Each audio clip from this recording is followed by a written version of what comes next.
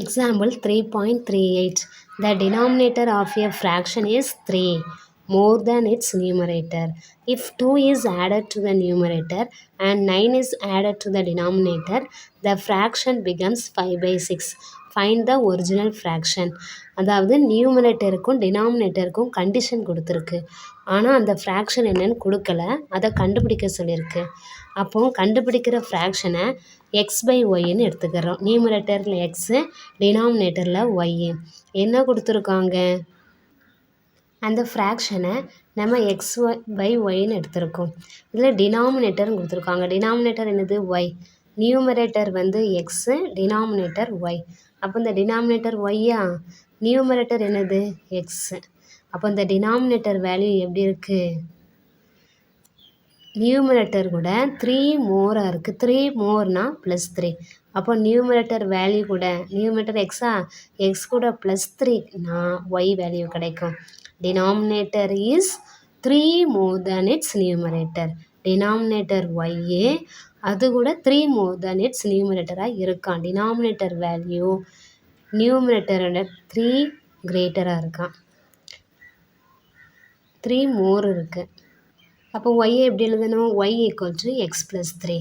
எக்ஸோட 3 மோராக இருக்கிறது ஒய்யு. ஒரு ஃப்ராக்ஷனாக இருக்கிற எப்படி எழுதலாம்? எக்ஸ் பை ஒய்யை, எக்ஸ் இருக்கிற இடத்துல எக்ஸ் அப்படியே போட்டுருணும். இங்கே ஒய் என்ன கிடச்சிருக்கு? எக்ஸ் ப்ளஸ் 3ன்னு கிடச்சிருக்கு. அப்போ எக்ஸ் பை எக்ஸ் ப்ளஸ் 3ன்னு எழுதணும். அப்போது எக்ஸ் பை ஒய்யை எப்படி எழுதலாம்? அந்த fraction x by y can be written as x by y இருக்கிற இடத்துல எக்ஸ் ப்ளஸ் 3 போடணும். நெக்ஸ்ட்டு கண்டிஷன் என்ன கொடுத்துருக்காங்க? if 2 is added to the numerator, numerator கூட 2வை ஆட் பண்ணணும். நியூமரேட்டரில் என்ன இருக்குது? எக்ஸ் இருக்குது. அப்போ இது கூட 2வை ஆட் பண்ணால் எக்ஸ் ப்ளஸ் 2 கிடைக்கும். Next and 9 is added to the denominator. அப்போ இந்த டினாமினேட்டர்னால் என்னது? X plus 3. அது கூட 9 ஆட் பண்ணணுமா? அப்போ என்ன ஃப்ராக்ஷன் கிடைக்கி? 5 by 6 கிடைக்கி. நியூமரேட்டர் கூட 2 is added to the numerator. Numerator கூட 2வை ஆட் பண்ணணும். டினாமினேட்டர் கூட 9 ஆட் பண்ணணும். அப்படின்னா என்ன ஃப்ராக்ஷன் கிடைக்கி? 5 by 6 கிடைக்கி. அப்போ அதை எப்படி எழுதணும்? எக்ஸ் கூட என்ன ஆட் பண்ணோம்? 2. எக்ஸ் ப்ளஸ் 3 கூட 9 ஆட் பண்ணால் 5 by இந்த 5 by 6 கிடைக்குது. அப்போது 5 by 6. நெக்ஸ்ட்டு கிராஸ் மல்டிப்ளிகேஷன் பண்ணணும். இந்த 6ஐயும் எக்ஸ் ப்ளஸ் 2ஐயும் மல்டிப்ளை பண்ணோம். 5ஐயும் எக்ஸ் ப்ளஸ் 3 ப்ளஸ் 9 மல்டிப்ளை பண்ணணும். 6 இன்ட்டு கிராஸ் மல்டிப்ளை பண்ணதுக்கப்புறம் 5 into X plus 3 plus 9, 6 into X plus 2. 6ஐயும் எக்ஸையும் மல்டிப்ளை பண்ணோம். நெக்ஸ்ட்டு 6ஐயும் 2ஐயும் மல்டிப்ளை பண்ணணும். இந்த side right side 5, X plus 9ஐயும் 3 ஆட் பண்ணால் 12. நெக்ஸ்ட்டு 6x ப்ளஸ் 12 ஈக்குவல் 5 உள்ளே கொண்டு மல்டிப்ளை பண்ணணும். 5x 5ஐயும் 12ஐயும் மல்டிப்ளை பண்ணால் 60.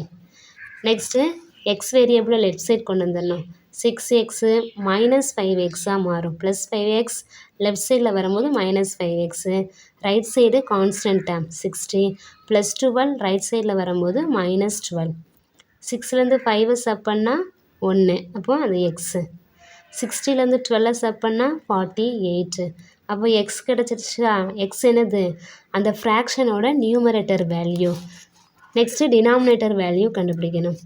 அப்போது டினாமினேட்டர் வேல்யூ என்னது? Y. Y equal to X plus 3.